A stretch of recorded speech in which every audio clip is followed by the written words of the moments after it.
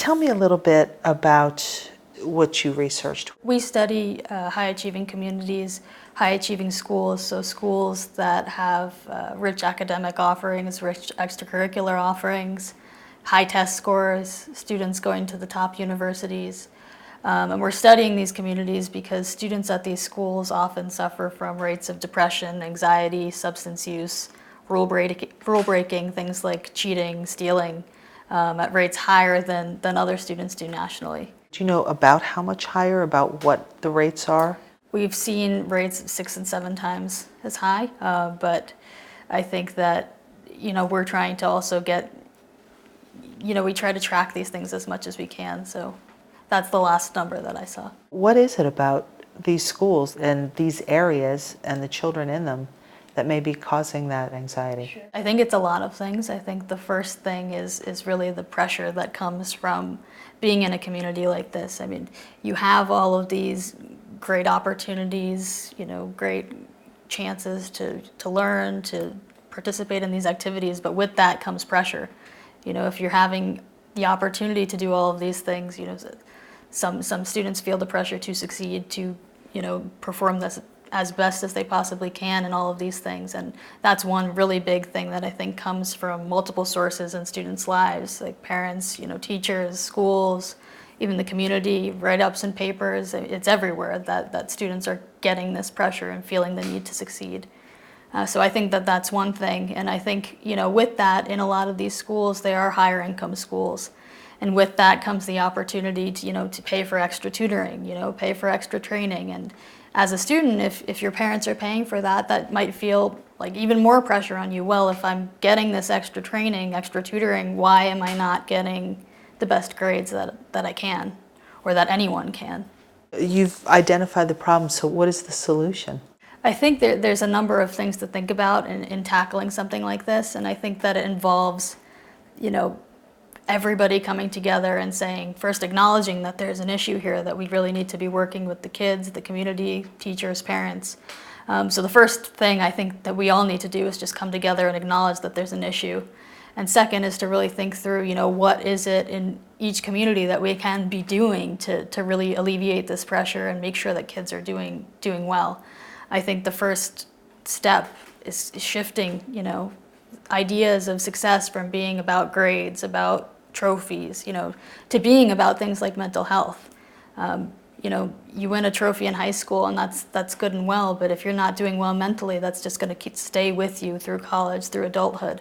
So I think the first step is, coming together and really shifting priorities from achievements to health. One of the challenges that you had mentioned is parents blame the schools and schools blame the parents. Can you speak to that a little bit more? I think one thing that we find when some of these issues come about and we talk about and realize that some of these issues are happening is that, people want to, as much as they're inclined to point fingers, but the reality is that everybody in the community, really just wants what's best for the kids.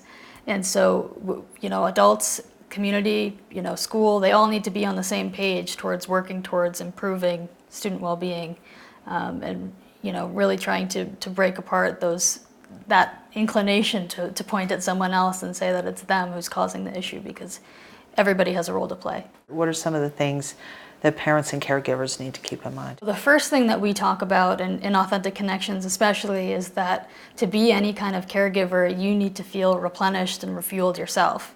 To be putting out something constantly, to be a first responder for kids who are feeling all of this stress, if you're not feeling well yourself, it's a non-starter. So prioritizing care for the caregiver is the first thing that we always talk about. And then, the other things that we really try to talk to parents about is, parent values, emphasizing things like compassion, kindness, love, over things like achievement as much as possible. And then, the third thing that I'd say is similar, is to reduce, disparaging words as much as possible. Ensure that kids are feeling comforted and loved and feel like they truly matter whenever they possibly can. And I think it's especially important in difficult situations, like when a kid comes home and they haven't made the team, they haven't made the play, to say things that, it doesn't matter that you didn't do that, it's going to be okay, that's not the end of the world. Sometimes as a kid, that's all you can see. And so just having a parent who can say, everything's still going to be okay. I think that makes such a difference. What are some of the words or some of the phrases that people can keep in mind that they can use to start those conversations? I think in situations, especially, there are so many high stress, high tension situations when kids are teens and, dealing as a parent. I think just saying that it's okay, at the end of the day, taking a step back and saying everything is going to be fine, whether, things are going to go wrong, failures are going to happen, but just being able to say to a kid, it's going to be okay. You're still going to be able to do whatever you want to do. I think that's a really great place to start. How hard is it to get buy-in from parents? In every community, there's a mix. You get some parents who we say, these issues happen in these communities, and they immediately raise their hand and say, oh my goodness, I completely know what you're talking about. And then there are situations, like you mentioned, where, every parent wants the best that they can get for their kid. And sometimes, looking past that, looking past, the college acceptance, the trophy, to the bigger picture of your child's health, your child's well-being in their life in general, it takes some repetition, and it takes, talking about it. And often, what happens is, we go into individual schools and we show data at that school rather than talking about this on a large scale. I mean, it is happening nationally, it's happening globally, but often if you can see the data from your own school and say, it's talking about your kids, that often helps to kind of get through to parents and help them see what the issues are and how to move forward. Can you give me an idea of regionally or some of the larger cities where you studied, or some of the communities that you've studied, just so that I get an idea of the kinds of schools we're talking about? Sure. I think we've been in 14, 15 states. We've been in large cities. We've been in rural areas where there are boarding schools, out. In terms of actual communities, we don't give away names of schools and things like that, but Wilton, Connecticut has been public about their work with us, so I can say that we've worked with them.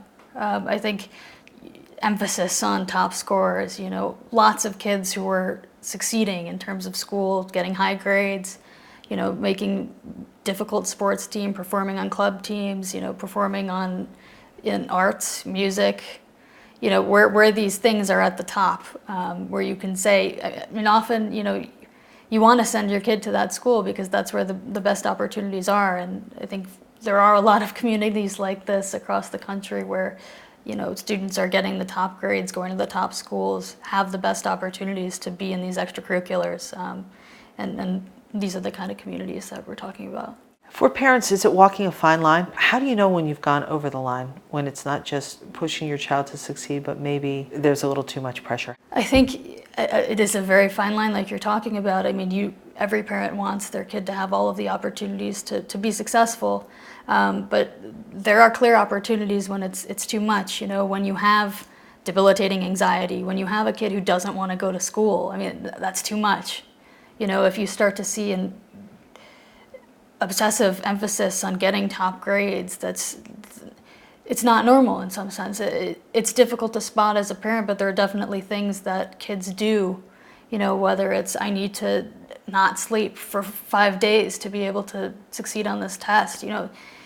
Kids push themselves, and I think that as parents, judging what's developmentally appropriate is a little bit difficult, but there are times where you could say, if I was doing this, my friend would be concerned about me. I think that it is a fine line, but pushing yourself too hard as a kid is something that parents can see. Is there an age range? Are we talking specifically high school, or is it middle school? Is there a grade level at which this starts to accumulate? Sure. We study middle school and high school, but we typically start to see these problems emerging in middle school. It's when a lot of schools start to have individual teachers for each subject.